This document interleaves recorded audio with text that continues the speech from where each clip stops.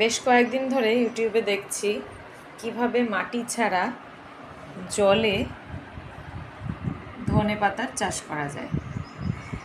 তো আমি রান্নার ধনেগুলো নিতে পারতাম, কিন্তু সেখানে জার্মিনেশনের রেটটা কম বলে আমি বাজার থেকে ধনের বীজ নিয়ে আসলাম। আমি এই বাটিতে কিছু ধনে নিয়ে নিয়েছি। এবার আমি এটাকে জল দিয়ে ভিজিয়ে রেখে দেবো 24 থেকে 48 ঘন্টার জন্য।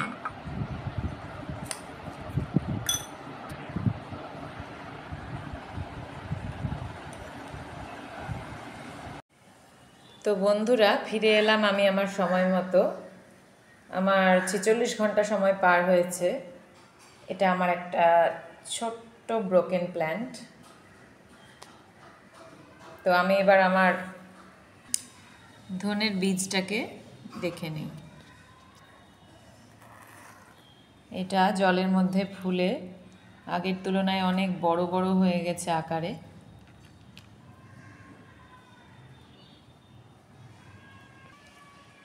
এবার আমি একটা গামলাতে করে আমার ফিল্টার থেকে কিছুটা জল নিয়ে নিয়েছি। ট্যাপের জল হলে চলবে না, ফিল্টারের জলই নিতে হবে। যে জল আমরা খাই সেই জলই নিতে হবে। আর সেই জলের গামলার উপরে আমি একটা ফুটো ফুটো এই ঝাঁকাটা রাখলাম।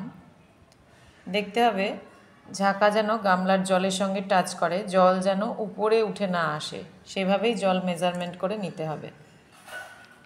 জাস্ট গামলার নিচে যেন জলটা টাচ করে, জল যেন উপরে না উঠে আসে, যাতে এই ধনের বীজগুলো ডুবে না যায়। এবার আমি এই ধনের বীজগুলোকে ছড়িয়ে দিচ্ছি। এমনভাবে ছড়াতে হবে যাতে একটার উপর একটা উঠে না যায়, সেইভাবে ছড়িয়ে দিতে হবে।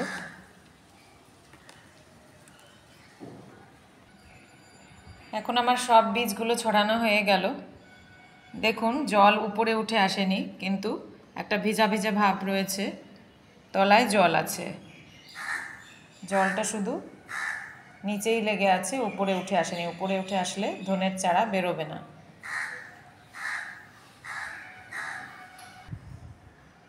এবার আমি এটিকে ছায়াযুক্ত জায়গায় রাখবো, ডাইরেক্ট সানলাইটে রাখবো না, যাতে আর্দ্রতা বজায় থাকে। সেজন্য আমি উপর থেকে একটা ভেজা টাওয়েল দিয়ে আমি ঢেকে দিলাম। বীজগুলো যেন কোনো মতেই ড্রাই না হয়, তাই আমি নিচেও জল দিয়েছি। আর ওপরে এই টাওয়েলটা, আপনারা টিস্যু পেপারও দিতে পারেন বা আপনারা অন্য কোনো কাপড়ও, ভেজা কাপড় দিতে পারেন, যাতে ময়েশ্চার থাকে, সেই কারণে দেওয়া হয়েছে। এবার 7 দিন পরে আমরা এসে চেক করব।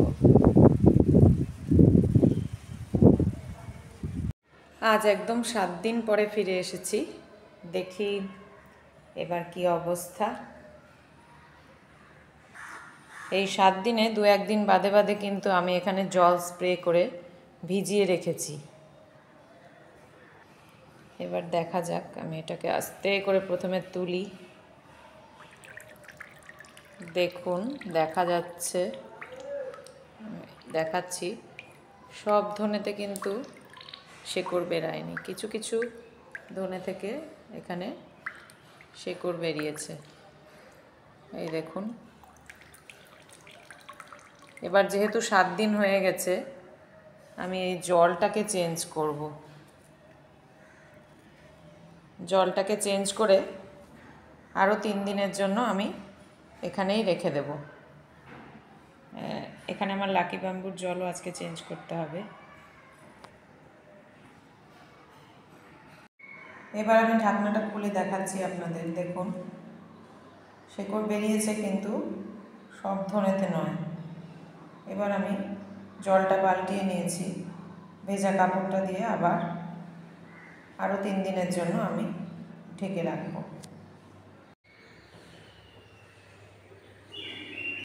তো 12 দিন বাদে আমি আবার ফিরে এলাম। এই আমার ছোট্ট জবা গাছ দেখুন, আর এটা একটা বেলি ফুলের গাছ।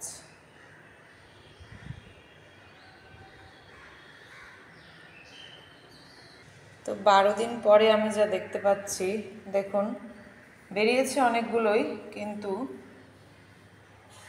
অর্ধেকেরও কম মনে হচ্ছে আমার এখানে। জার্মিনেশন রেটটা অনেকটাই কম। এরই সাথে সাথে 4 দিন, মানে এটা আমি যবে শুরু করেছিলাম তার 4 থেকে 5 দিন বাদে আমি 3 ভাগ মাটি আর 1 ভাগ ভার্মিকম্পোস্ট মিশিয়ে মাটিটা তৈরি করেছিলাম, আর সেখানে শুকনো ধনের বীজগুলোই আমি ছড়িয়ে দিয়েছিলাম। তার উপর দিয়ে হালকা করে একটু মাটি আবার ছিটিয়ে দিয়েছিলাম, আর রোজ অল্প করে জল দিতাম। তো সেই গাছগুলো দেখুন 7 দিনে দেখুন জার্মিনেশন রেট অনেকটাই হাই। তাহলে জলের চেয়ে মাটিতেই এই গাছ বেশি কমফোর্টেবল। জলেও হয়, তবে রেটটা অনেকটাই কম।